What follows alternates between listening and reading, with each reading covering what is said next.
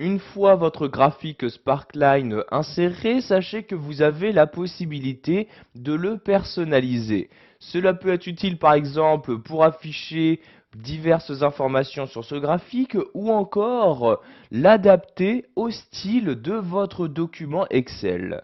Donc, pour apporter des modifications à votre ligne de tendance, vous devez tout d'abord la sélectionner. Donc, je vais sélectionner ici la première comme ceci en cliquant tout simplement dessus. Donc sachez que dès que vous allez apporter une modification sur cette première ligne de tendance, les modifications vont se répertorier également sur les autres lignes de tendance. En effet, ces autres lignes ont été créées grâce à l'automatisation. Donc dès que je modifie la première, les autres s'apportent donc exactement les mêmes modifications.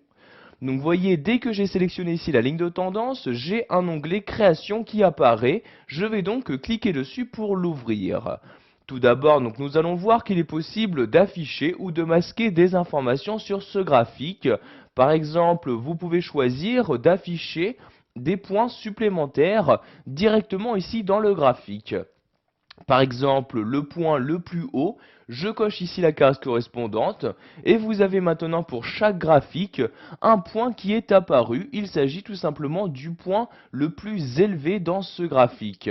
Vous pouvez également faire apparaître le point le plus bas en cochant ici cette deuxième case. Vous voyez, je coche et j'ai maintenant le point le plus bas qui apparaît pour chacun de mes graphiques. De cette même manière, je peux faire apparaître les points négatifs, le premier ou encore le dernier point. Donc ici, je vais décocher ces deux cases-ci pour ne faire apparaître aucun point. Si vous souhaitez faire apparaître tous les points qui ont été utilisés pour créer cette ligne de tendance, vous cochez ici la case marqueur et vous allez tout simplement avoir tous les points qui ont été utilisés. Donc vous voyez ici tous les points qui apparaissent sur chacun de mes graphiques. Nous allons maintenant voir qu'il existe également des styles de graphiques Sparkline, styles qui vous permettront de modifier très rapidement la mise en forme de ces graphiques. Pour faire apparaître tous les styles disponibles, vous allez cliquer ici sur ce bouton-ci. Je clique donc dessus, s'ouvre alors ce menu pour m'afficher les différents styles. Donc vous voyez, pour chaque style, il y a une couleur de trait bien définie et également une couleur de point qui est parfois différente de la couleur des traits. Donc je vais par exemple ici utiliser ce type de graphique là, je clique donc dessus et vous voyez, vous avez les modifications qui s'apportent sur le premier sélectionné mais également sur les autres. Vous avez bien évidemment la possibilité de personnaliser le style que vous avez utilisé en changeant par exemple ici grâce à ce bouton la couleur du graphique. Donc je clique ici sur la flèche et je choisis dans ce menu la couleur que je souhaite utiliser. Donc, par exemple ici le rouge, je clique sur le rouge et voyez mon graphique maintenant possède donc un trait rouge.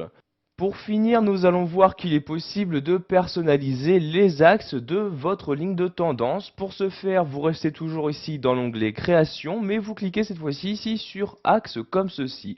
Donc, vous voyez, vous avez la possibilité par exemple d'afficher le type de l'axe. Vous avez également la possibilité d'adapter la valeur minimale ou maximale entre chaque graphique. Donc par exemple, si vous souhaitez que la valeur minimale soit identique pour chacun des graphiques Sparkline insérés, vous cochez ici cette case-là et voyez maintenant la valeur minimale est identique pour chacune de mes lignes de tendance. Donc, pour retourner à la valeur par défaut, je clique ici sur Axe et je recoche ici automatique pour chaque graphique. Et maintenant pour chaque graphique, il s'agit bien des données de mon tableau qui seront utilisées. Voilà, vous savez maintenant comment personnaliser votre graphique Sparkline, par exemple en y faisant apparaître différents points, en y appliquant différents styles, etc.